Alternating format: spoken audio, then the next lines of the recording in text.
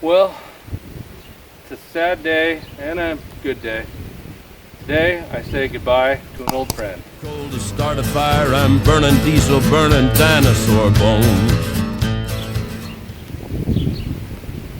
I bought this 1755 about a little over 4 years ago. Hauled it back from north of Sioux City, Iowa. And you've seen lots of video of it. I just used the heck out of it, and after I got the 1855 pretty much done, I can't keep both, so I'm going to load this up tomorrow morning, and we're going to go deliver it to southeast Iowa to its new owner, who is going to be mostly using it on a batwing brush hog for mowing a bunch of grass. So should be a good tractor for that.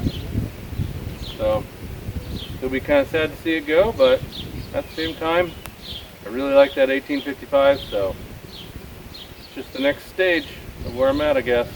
So goodbye, old friend.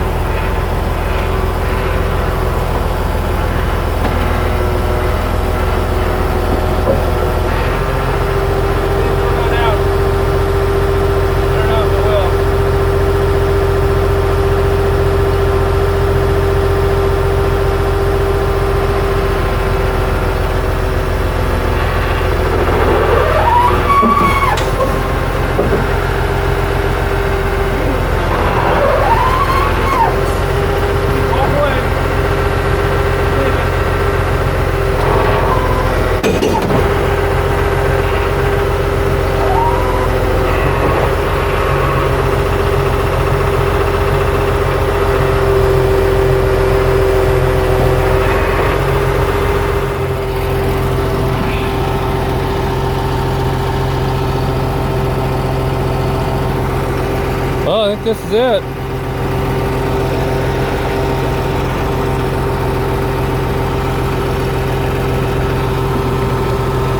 Goodbye, old friend.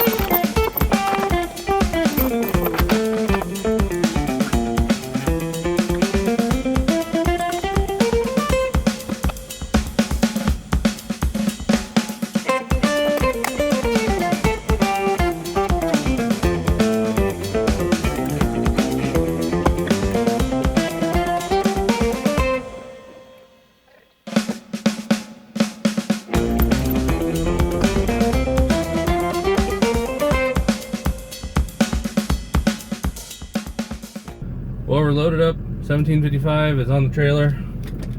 We are pulling out right now to go deliver this to its new owner. Hopefully we don't run into the problems that I had when I picked it up. I had a few issues.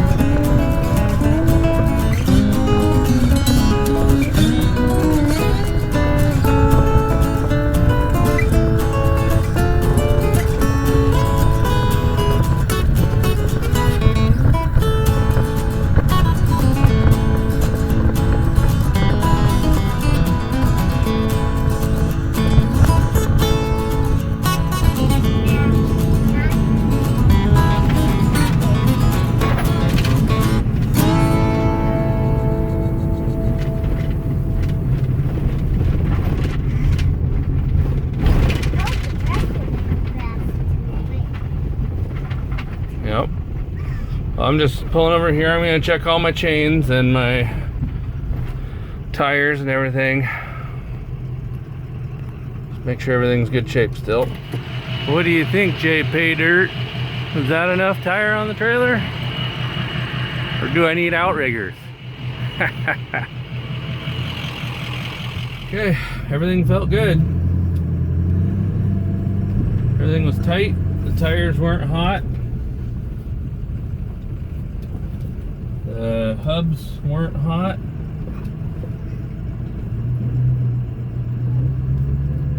I know this trailer is pretty much at its maximum capacity with this tractor on here. See a bird down there and train on the nest. Yep, it did.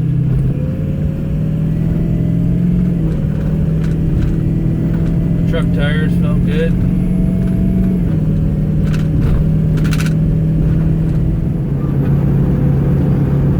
So I don't get into this thing very hard because well, let me tell you a little story.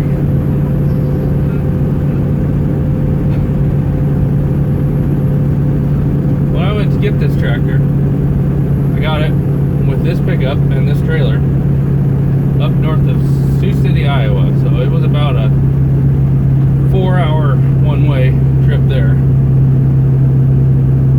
I don't remember what year this is, 03 or something like that, 05, 6-liter. Going up there, fine, no problems, empty trailer, you know. Loaded it up. They had a loader on it at the time. Loaded it up, drove it on forward because I thought the loader would weigh enough. Well, it didn't have very much tongue weight. It was a little loose. Well, okay, whatever. If I need to, I'll readjust. I'll unload somewhere and reload it, I thought. But let's get down the road and see what it's like. I had my 4-year-old son with me then as well, who is now my 8-year-old son, my oldest boy. When we take off down the road, we get about, I don't know, 10 minutes down the road. Maybe 15. And I'm climbing not a real big hill, but I'm climbing a hill, and boom! And the truck kind of hiccuped a little bit, then it got right back in it. I had an idea what it was, but I just tried to make it to the top of the hill so I wasn't stopped on the side of a hill. Popped the hood, turbo hose had blown off the intercooler actually on the hot side. Okay, so I could not find the clamp, spring-loaded clamp. I could not find that thing anywhere. I don't know what you do. So I'm parked along the side of the road there trying to look for a hose clamp or something. Somebody stops and says, "Do you need help?" And I said, "Well, I don't know what I need yet." I said, I might need some parts. And she said, "Well, there's a town up the road. I don't know, maybe someone would be open." I think this was on a Sunday. Today's Sunday too. So, alright, I hop in, I limp it up to this town, which is about 3 miles away. There's no parts stores open. They have an implement dealer there. I thought maybe somebody would be around. I don't know. Nobody was around. I drove through the streets basically just looking for somebody, and I found the back of a building of a Main Street shop. I was going down an alley. They had the door open. They were sitting outside drinking beer, and you could tell these were car guys. They had like half of a front clip of a I don't know, 55, 56, 57 Chevy sitting there. I think they might have turned it into a grill. They had something else up over the door, another front clip of a car. Anyways, these were car guys. So I pull in off the alley just a little bit up there. I walk back with my boy. Said, "You guys look like car guys, and I could use some car guy help." And they said, okay, what do you need? I said, well, I know you probably don't have a turbo clamp, hose clamp, spring constant tension clamp, but do you have any good heavy duty hose clamps? He said, yep, I'm sure I can find something. And I said, and I got no tools with me, so I need something to put it on too. Hey Wyatt, there's a train out there. Look out your window. You see it?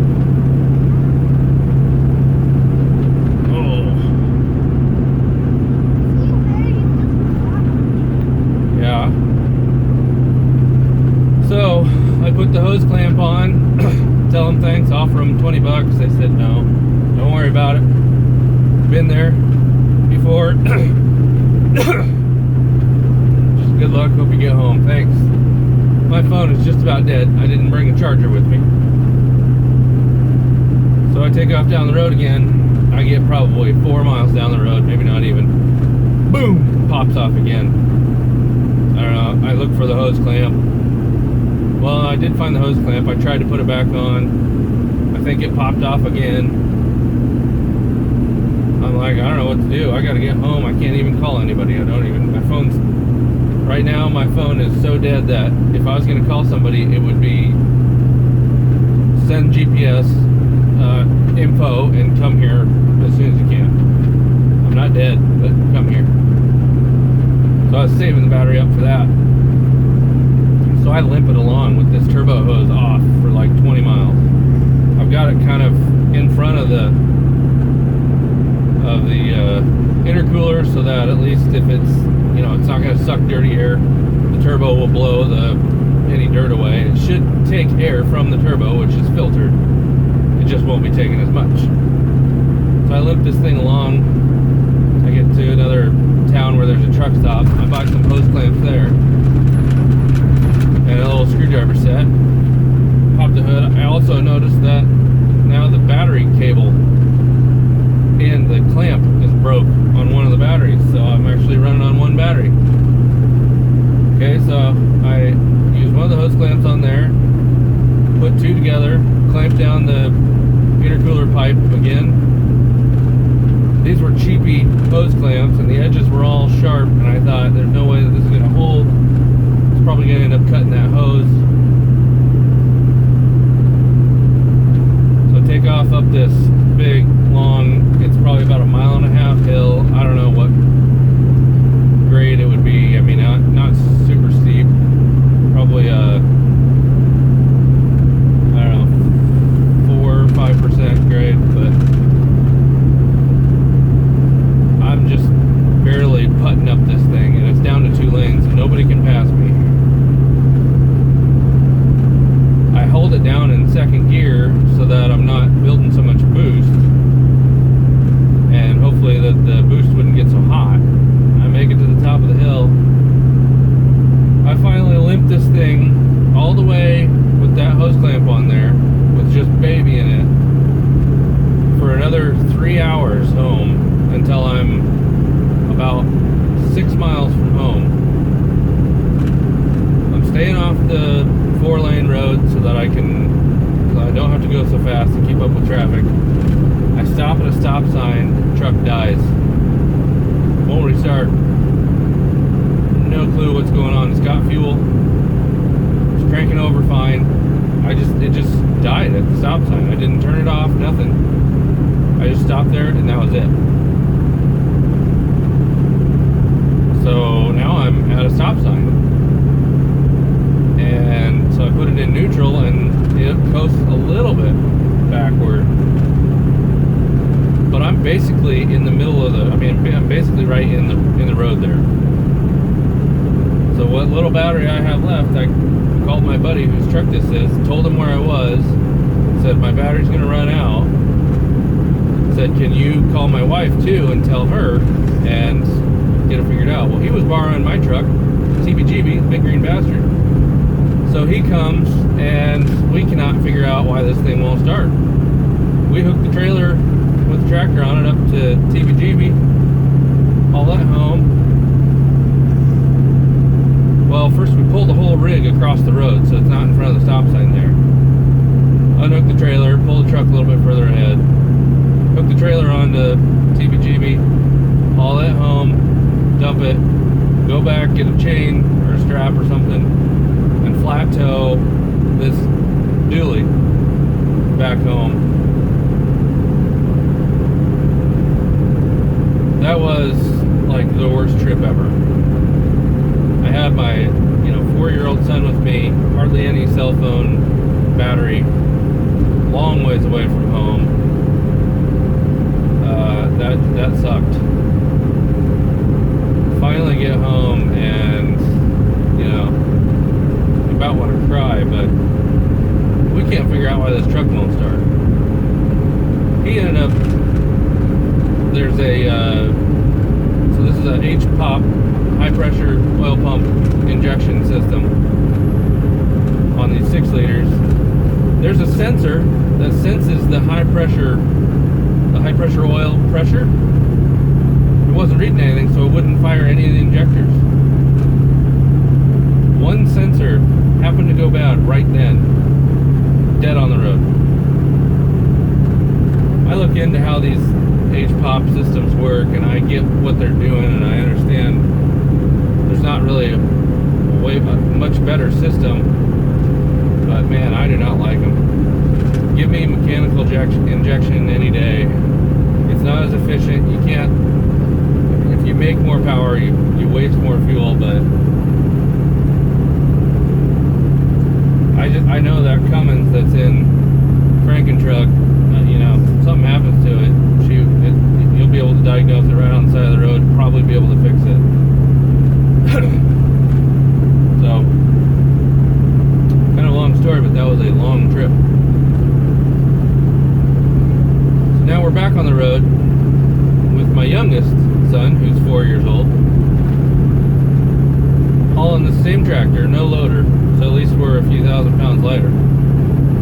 Hauling the same tractor, diagonally the opposite direction from where I live now. We've done a few things to this truck. We hauled that 1855 back on this, and we had some problems. Here's the video link for that up here. Yeah, up here.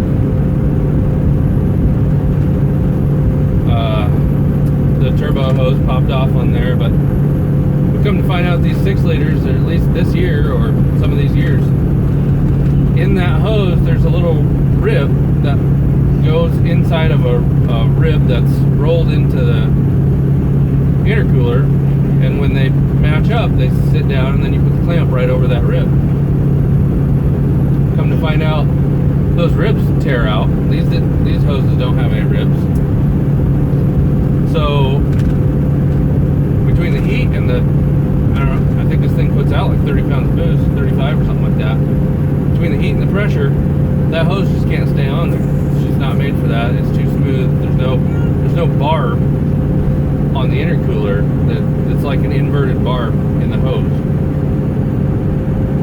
So I found some number 9 wire, and we put that in that rib, put the clamp right on the low pressure side of that, so that if it pulls on it, it'll just tighten up against that number 9 wire that's down in that rib.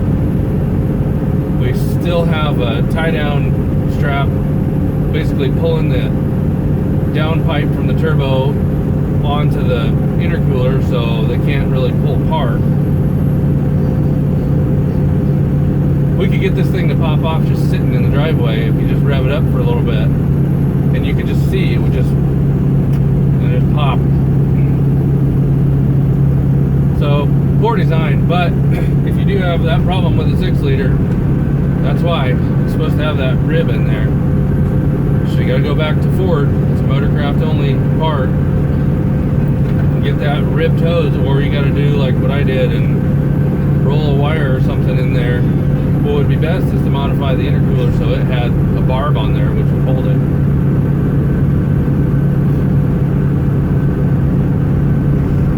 So I'm a little nervous about this trip, needless to say. This truck has got a lot of stuff for me. Can't really complain too much about the truck. It's worked for the most part when we need it.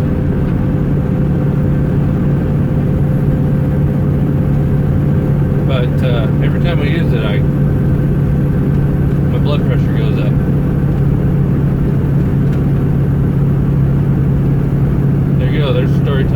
Burning Dinosaurs.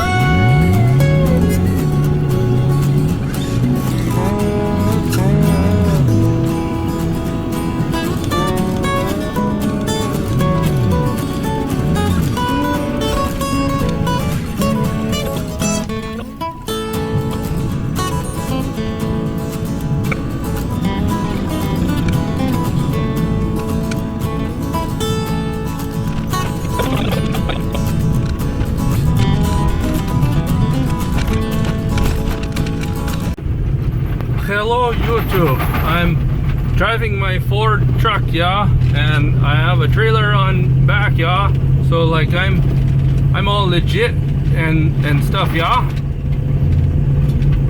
That's my best Jason Works a lot impression I can do. Hi Wyatt.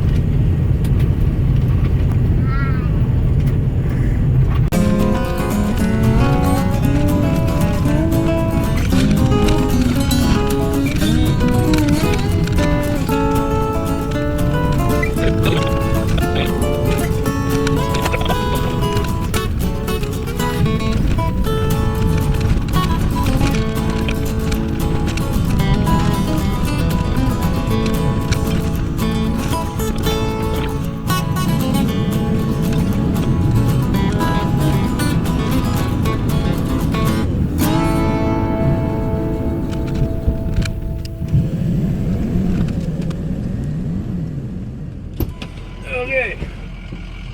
You want to get out for a little bit?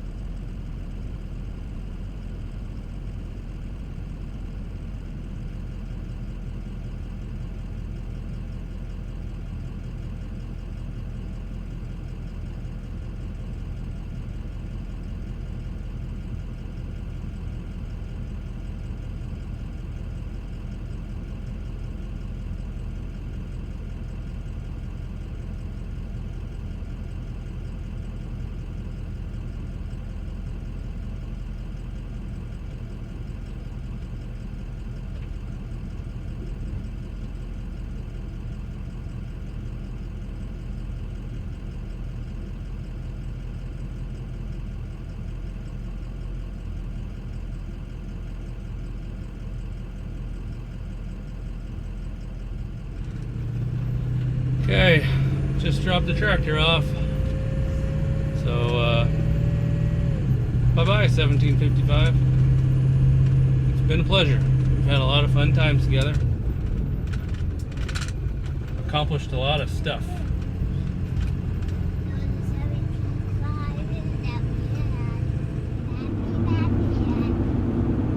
Well, we're on the road, and 1755 is delivered, and the guy was nice enough to Gave me about a dozen ears of sweet corn, so that was pretty nice of him. So looks like we're taking about the same route back through the gravel. But it's not nearly as bad when you're not pulling 12,000 behind you, or 13, whatever it is.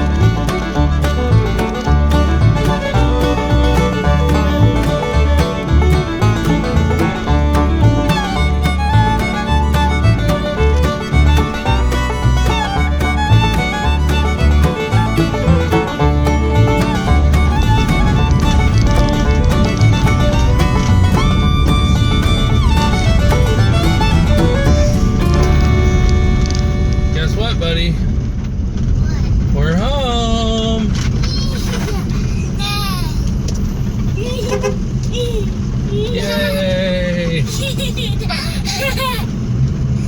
Well, that was a long trip, wasn't it? And we made it. Nothing broke down, so that's pretty good. So thanks for riding with us, YouTube, and comment, rate, or subscribe if you want to.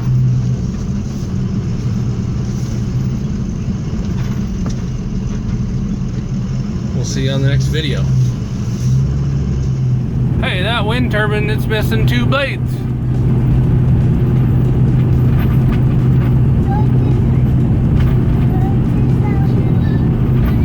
Where'd they go? Did they fall off? Maybe they blew away.